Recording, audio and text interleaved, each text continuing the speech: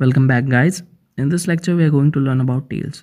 Tails is another way to protect your privacy, and it's my personal favorite, and it's the best. So, what is Tails? The full form of Tails is the Amnesiac Incognito Live System. The Tails is an operating system built using Linux, and it mainly uses Tor to send any kind of traffic. It has almost all tools of the dark web pre-installed and can be used on a USB drive or a DVD drive on any computer. And when it is ejected, it deletes all the data stored or processed in the device, so it leaves no digital traces, and it's not possible to prove that Tails was used on a particular device.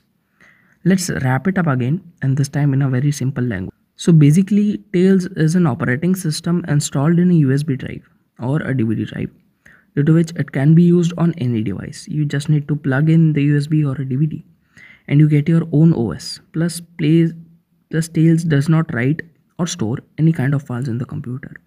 Everything is processed in the processing unit of the computer, by which I mean if you download any type of cookies or any type of files from the dark web, everything that you have downloaded is stored in the processing unit of the computer, not in the hard drive of the computer, due to which when the USB or DVD is plugged out, all the data into the computer related to Tails is permanently deleted.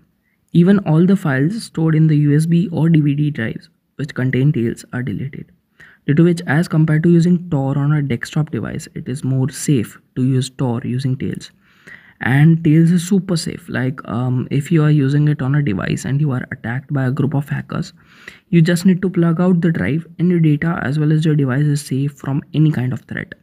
In this course, as we are focusing more on the Tor browser and on the dark web of course, the further detailed guide about Tails, like installing it and its important settings, are not discussed here.